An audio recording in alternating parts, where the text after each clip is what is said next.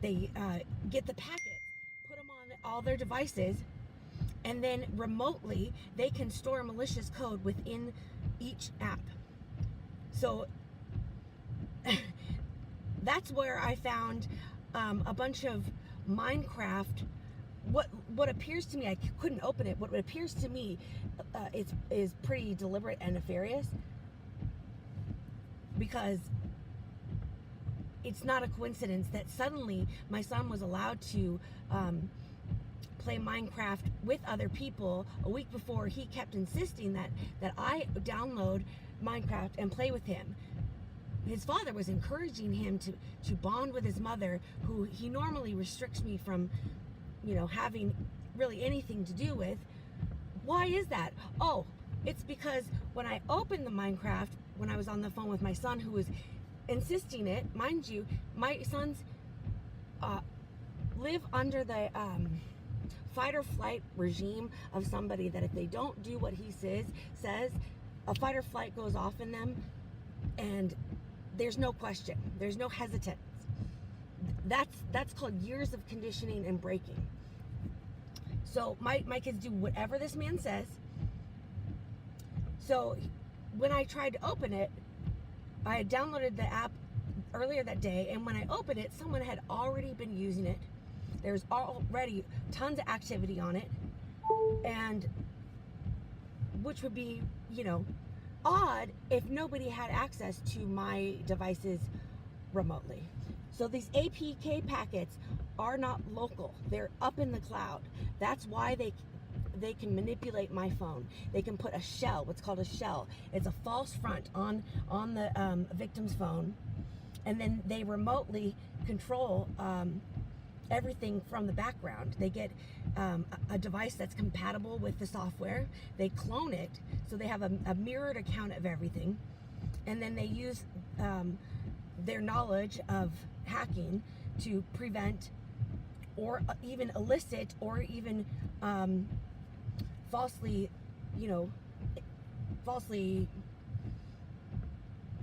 I've had many occasions where people have been contacted from me with all kinds of bizarre stuff,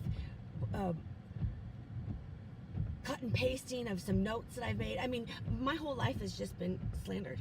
I have nothing left. They have control over my bank accounts, my internet accounts, my mobile accounts. They've hijacked not only the devices but the accounts associated, because once they have control over your accounts, they have a back end into everything, into every porthole. They have a password into everything that you have, and then they take over it and they feed back, and they put you in a tiny feedback loop that allows you no room to move, no room to communicate, and no room to even access the reality of what's actually going on. So an example of this is, and you have to understand what's at stake. I hope that my other video was listened to, because the motivation for a high level criminal operation like this stems from people who are in positions of power that have a lot to lose. So there's a lot of money, and there's a lot of people's professions on the line. Because of what I have documented, what I know, and what I've found out through the continued abuse that's been going on through this, that they are all consistently and continually a part of, which keeps compiling the threat against me, adding more and more people on. So imagine, over the last 8 years, it was just my abuser and maybe a couple of his friends that are involved in some criminal activity. They blackmail a few people, they get them involved, they get more and more people involved. Now everybody has something to lose. So many people are invested over the last 8 years in making sure that they will stop at nothing to keep me silent. Meanwhile, they go around with professional private investigators to canvass my communities and smear my name under the guise of, well, she's a person of interest. And many narratives have been used. The one that is the most heart-wrenching for me to deal with is when they go and tell people that I am a child abuser. Because ultimately, that is my perpetrator's plan. The plan of planting, what he was doing with the Minecraft, he was planting files on my phone. Right when a deputy called me out of nowhere to want to find out what was going on with my phone, giving me only one option to provide the evidence. Well, funny enough, because I created a file with the deputy's name on top, and while I was recording the video a couple hours ago, I went back to that file, and all that was left were the suspicious files from the Minecraft debacle. So if I hadn't have caught that, it's clear to me that there's a lot more going on here. And I would like to make a suggestion. There is an investigation going on. And I might not be privy to it, because if I am, that means that my abusers are going to know about it, because they literally have that much control over my life and everything that I do. I have to be monitored 24/7. They have to rent rooms near me, by me at all times. For one, because I could get my phone away from them and download the actual software and get free. And make a phone call and get through to a police officer who's not part of this operation, is not a crooked piece of shit that's trying to protect some criminal network rather than me and my children and the many other victims that are being victimized by these criminals.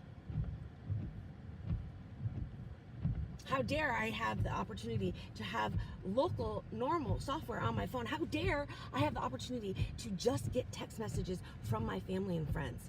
They are isolating me right now to the point where I don't get any texts. And the last time that happened, in June, last summer, there were multiple violent attempts on my life that I survived.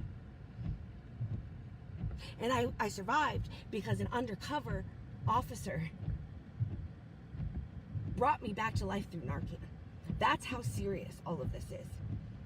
So I don't know about your office, but I do have to assume that all of the same patterns of behavior from every person in the system, in the local government, has ever done, has been to deliberately protect my abuser and the reputations of his clients over the cost of my life and my children's life. So, quite frankly, I'm not going to be ashamed of how I'm speaking to you, because you guys work for us. I pay taxes. It is my right to access legal protection by law enforcement. It is my right to ask you guys to help me, at the very least, regain autonomy over my devices. And now that you guys are involved, you will be part of the investigation against this man. And the people who are doing that investigation, those are people that you do not want to get on their bad side. Especially under this administration, where they're cracking down on corruption the way that they are. So, my apologies for how aggressive I might sound. I hope that's not taken the wrong way, outside of the fact that my life has been utterly destroyed.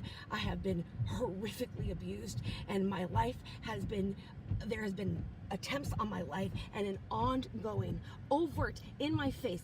Part of the abuse is to make sure that the abuse is just constant in my face. They know I know, and they want me to know. That's the same thing that my abuser did with abusing my kids. He wants me to know. as long as he can close the circle with the smear campaign, which extended now to having a literal fraudulent consulting company go around and canvass my neighborhoods so that everybody thinks either I'm some schizophrenic who's paranoid that she's being followed and people are talking about her, and then they're told that, and then they go and sign an NDA and go do that exactly that. That's the majority of what's happening, and the fact that people can't reconcile that they're fucking the problem is mind-blowing to me. The looks and the sneers. It's much better than being treated like I'm a perpetrator. Being treated like I'm a fucking perpetrator when I have spent 8 years trying to protect my children and me. And you people did nothing. You had the opportunity when they were 3, when they told you guys what happened. And you did fucking nothing.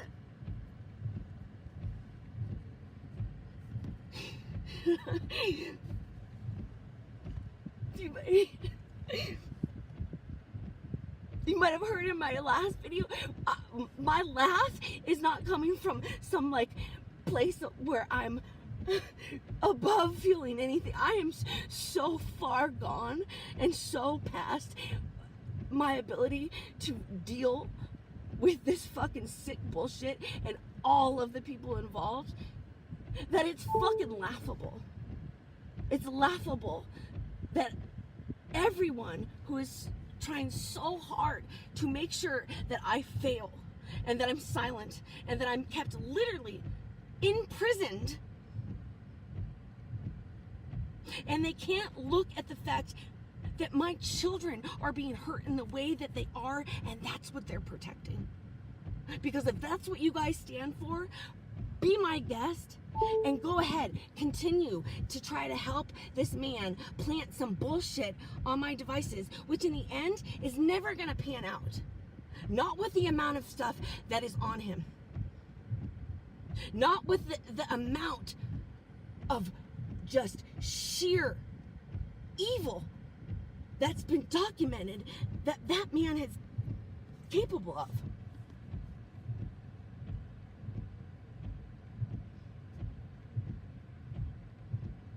And I'm told that there is footage that made grown men break down. That's the kind of organized crime content that my perpetrator is responsible for. Not only responsible for, but specializes in. Specializes in to the point where he has been trained so well for so long, because mind you, he was recruited. He was unofficially adopted by 2 women who he told me were in some cult. And then he went around and told everybody that I was crazy because I thought he was in a cult. Bro, I said what you told me. That the whole fucking smear campaign has been based on me repeating the things he did and what he said to me, and then making it out as though I'm some, I can't believe she thinks these things. I can't believe it. Well, yeah, my little boys have black eyes again. Oh, but mom's just crazy. Kids get black eyes. Sure they do, but they don't get 4 in 4 months. Twins don't get shoulder injuries where you can't even touch them on the same shoulder, 2 different boys at the same time. Shoulder injuries, mind you, are a strategic tool when breaking down a child and trying to disassociate the trauma from the night before to the morning after. By dislocating their shoulders, it doesn't leave a mark, but it's so painful that the amnesia barriers will literally cause them to black out all of what they had experienced, so that when they wake up in the morning, they will have no clue. That's why my son had no idea what happened to his shoulder, but I couldn't even touch him. The other one did, and he was fed a story. And during that time, that boy could barely even vocalize. He was so traumatized that his words couldn't even be heard because he was so traumatized. You know, he wasn't even allowed to show any love or expression or emotion towards me. He was forced to put his head down and not allow me to touch him in front of his teachers and friends. And when we got out of sight with them, he'd hold my hand and he couldn't stop talking to me. That's what we lived with. And the irony of some of this, in the last like 2 months, I've seen my boys in better shape than I've seen them since they lived with me. You know why? Because their father knows that he's being investigated.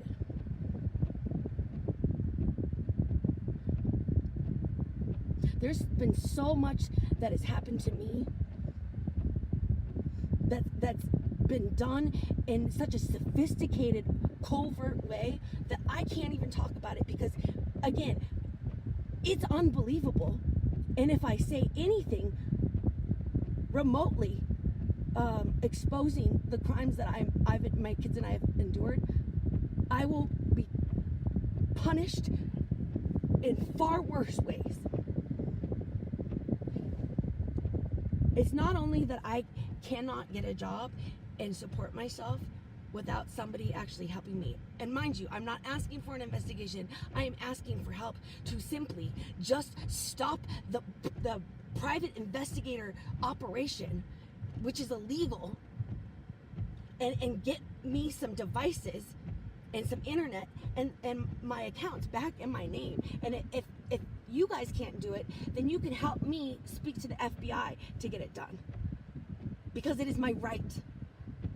It is my right not to be a slave. Because having all of this coercive control, and it's enslaved me. People are paid off every day, everywhere I go. And they are told narratives that are specifically designed for them specifically so that they can make sure that they have some kind of